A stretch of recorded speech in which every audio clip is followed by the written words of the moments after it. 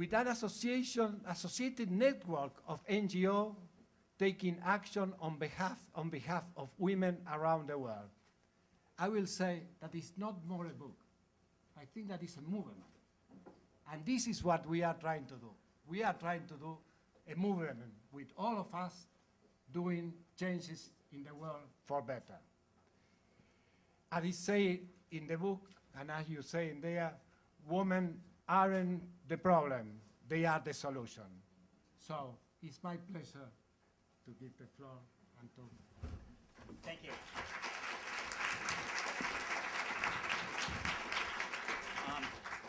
Thanks very much. How has the conference been so far?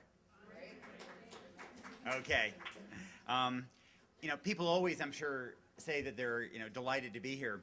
In fact, I just got back from Sudan, and I was a little bit curious about why Sudan had actually given me a visa, and I was a little concerned it was so they could grab me. So considering the alternatives, I am really glad to be here.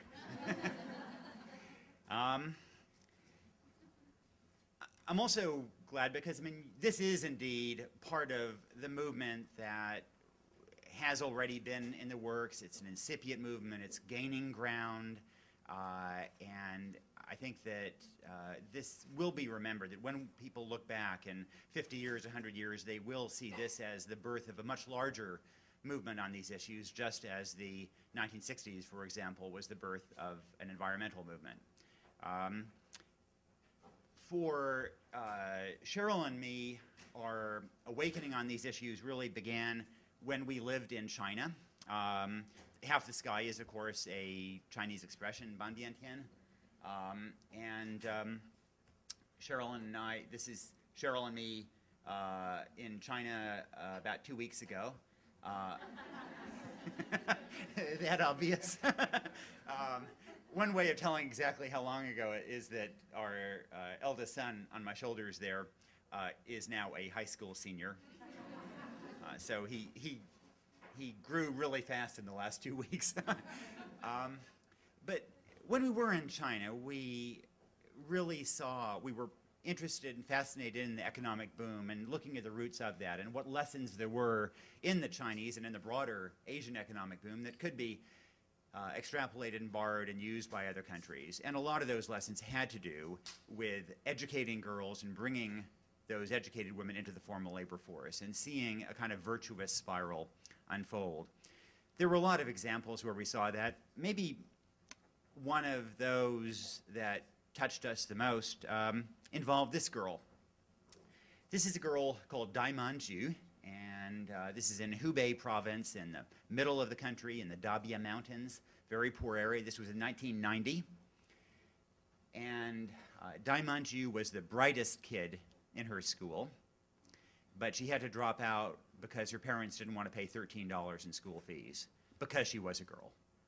The principal is there beside her. The principal and the other teachers were aghast that the brightest kid should have to drop out in that way. And they told me about the case. Cheryl and I used it for a front page article about how so many really bright girls were having to drop out of school for want of these tiny amounts in school fees. And maybe you can imagine what happened next. After her picture was on the front page of the New York Times, we were then deluged with envelopes from readers, people who wanted to help just that girl, who wanted to help Dai Manju. Most of the envelopes contained checks for $13. Times readers can occasionally be a little bit cheap, you know, but we, present company accepted, I should add. But we also got one wire transfer from a New York reader for $10,000 to help her. We took that money to the school, worked out a deal with the principal, whereby, because it was girls who were dropping out, that money would be used as a fund to pay the school fees for girls who were doing well academically but would otherwise be in danger of dropping out. The girls in that area were just thrilled. For the first time in this community, your academic achievement would be a function not of your chromosomes, but of your intellectual capacity. We called up the donor to express gratitude and give him a report. He seemed sort of surprised by the call, but we told him that his donation had just resulted in a transformation of this community's prospects. He seemed even more surprised, and I said, well, you just wouldn't believe how far $10,000 will go in rural China. There was this confused silence, and he said, $10,000? I only sent $100. Well, as a trained investigative reporter, I sensed a real problem here. So it turned out indeed that he had wired $100, and the bank, Morgan Guaranty, had a little trouble with that decimal point. I always figured that banker was later put in charge of subprime mortgages, you figure? So I didn't know what to do. I couldn't imagine going back to that community, telling those girls that they would not indeed have the support that they thought was there. I'm not really proud of what happened next. Maybe feels a little more like bullying than journalism. I called up the chief spokesman for the bank and explained the situation, laid it all out. They'd made this error. The girls had come to rely on it. They were planning to get this education. Then I explained the follow-up article I was doing. And I said, now, on the record, are you planning to dispatch a banker out to Hubei province and try to recover that $9,900 and force all these girls to drop out of school? He said, on the record, under the circumstances, we're delighted to make a donation of the difference. So what you had was a real fascinating natural experiment in what happens when you do have this kind of one-time exogenous investment in girls' education in one community, randomly chosen by an incompetent banker in New York. And over the years since 1990, we've gone back and we've seen what happened in that community as opposed to others. And make no mistake, all of Hubei province, all of China has become better educated over time, become obviously much more prosperous. This community has been truly transformed far beyond the others.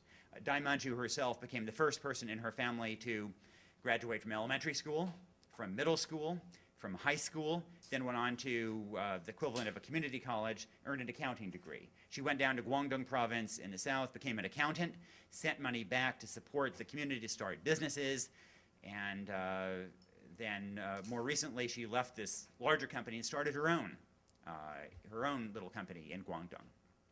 So many other girls who otherwise would have been marginalized, looking after goats, working in the rice paddy, ended up getting a great education that was then instrumental in supporting the larger community.